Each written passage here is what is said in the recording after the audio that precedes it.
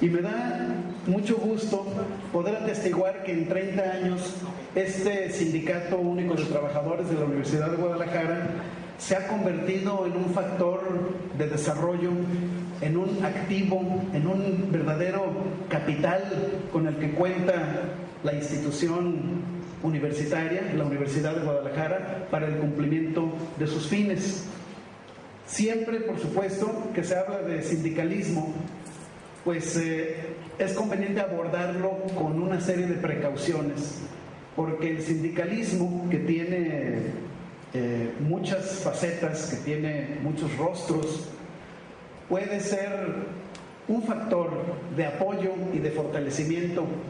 de las instituciones en las que los sindicatos se desenvuelven, pero por desgracia también pueden en ocasiones convertirse en factores de retroceso, en factores de freno de dichas instituciones. ¿De qué depende que sean una cosa o la otra? De las personas que lo componen, de los liderazgos que los caracterizan, de la capacidad mayor o menor que tengan los agremiados para hacer valer su voz y para participar, comprendiendo los fines de las instituciones en las cuales sus agremiados cumplen sus servicios y buscando las vías de interacción, las vías de convergencia que permitan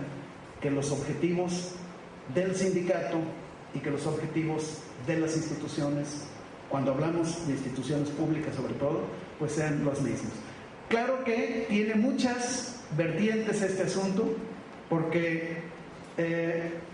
nos tendremos que referir al sindicalismo en términos generales, después tocaré específicamente el que tiene que ver con el sindicalismo en instituciones públicas, pero es inevitable referirse a los orígenes del sindicalismo. Cuando me invitaron a dar esta plática, advertí claramente que no es un ámbito en el que yo pueda hacer aportaciones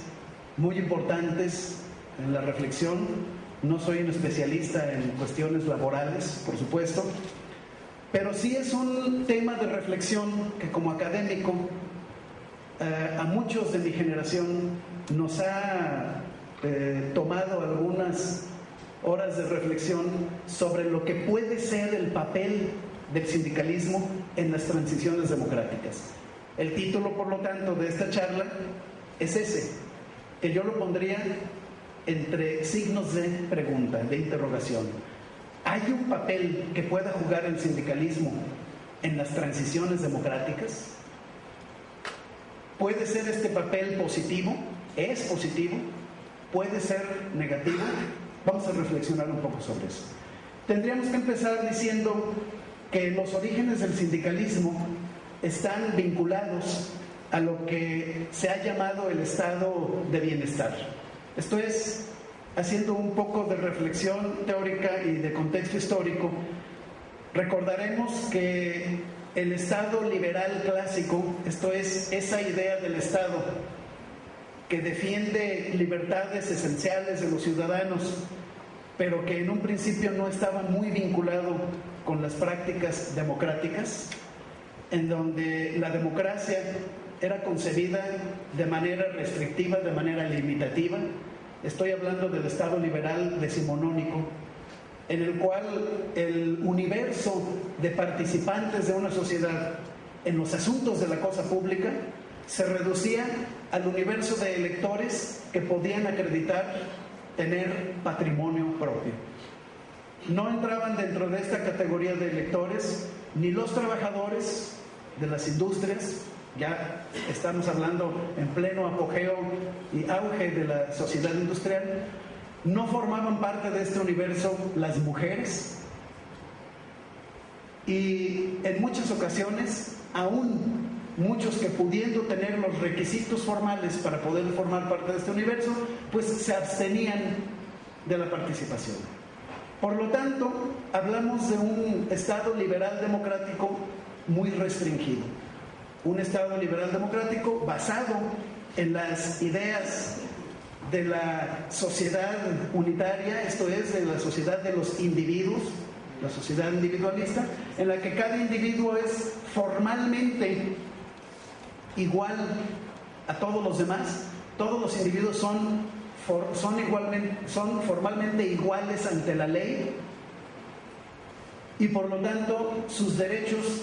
pueden ser ejercidos a través de organizaciones que de repente empezaron incipientemente a representar los intereses de estos sectores de ciudadanos, los partidos políticos, pero no formaban parte de este universo de electores, de este universo de votantes, los trabajadores de las industrias. ¿Cuándo surge el sindicalismo o por qué surge el sindicalismo? Pues yo diría que el sindicalismo es el resultado directo de una reacción de estos primeros partidos socialdemócratas en contra del capitalismo salvaje representado por esta primera etapa del Estado liberal clásico. El Estado liberal clásico, con esta democracia censitaria, una democracia restringida, que mantenía condiciones leoninas para los trabajadores de las industrias, no había regulación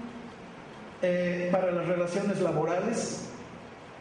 había una sobreexplotación no solamente del trabajo adulto, sino también una explotación del trabajo infantil y del trabajo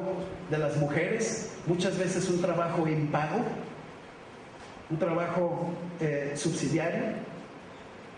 Y al no haber reglas de protección, reglas del juego en esa primera fase del capitalismo salvaje representado por este Estado liberal clásico,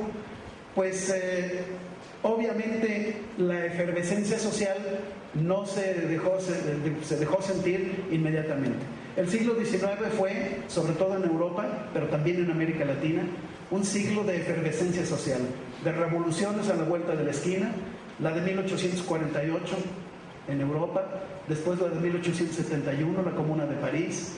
después en lo que hoy es Alemania, las revueltas de los trabajadores de la industria y del campo,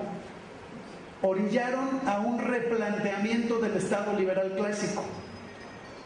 Esa transformación del Estado liberal clásico para convertirlo en la única posibilidad de que el Estado liberal realmente fuera viable. Esto es, lo quiero recordar ahorita simplemente para recordar algunos aspectos teóricos de este asunto. El Estado liberal clásico en realidad nunca ha existido en lo que se refiere a ese Estado mínimo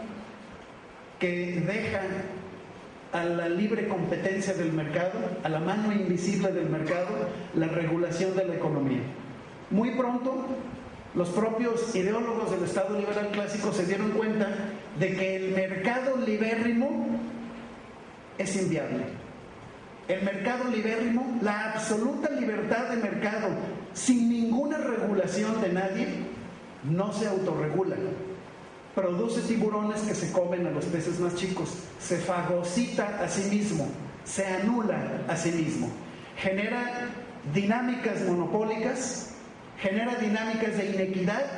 práctica, social, de mercado,